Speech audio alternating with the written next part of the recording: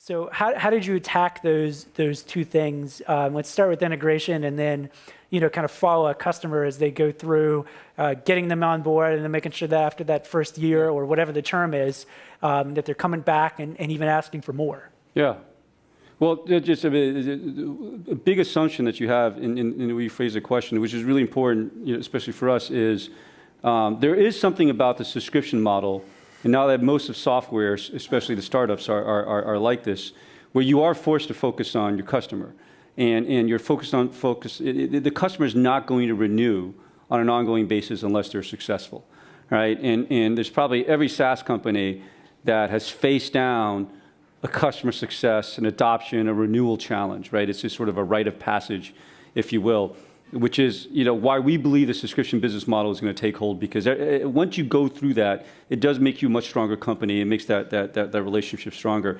But you're absolutely right. I mean, when you start, you have a rough idea of what the need is, but our knowledge was anchored on two companies' experiences, and we set out to say, the other thing about us is we thought the prize, as from a building a company's perspective, was to build a horizontal system that can work for any company.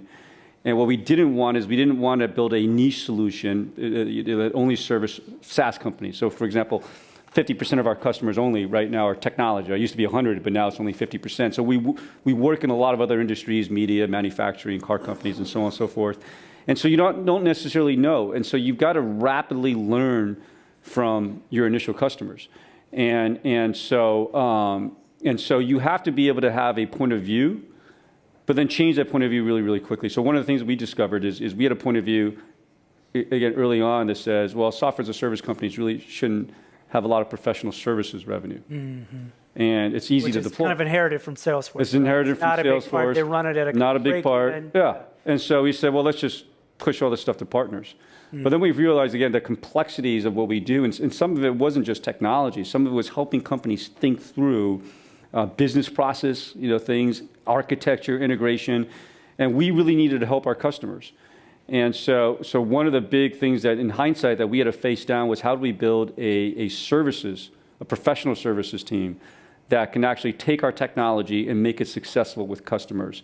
But then we also wanted to build a bi-directional bridge, right? So they had to be able to learn from the initial set of customers and funnel that learning all the way back into engineering in a very, very tight cycle.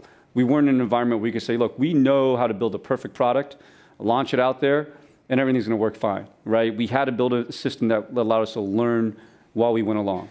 But you have to balance that, because you can't overpromise the customer and then find out that, well, look, our product actually doesn't meet your use cases either, right? And then that's not going to create customer success. So learning how to build the company block by block, and that's why I say it's not just about technology, but it's about the whole thing that you have to wrap around your product to make it successful.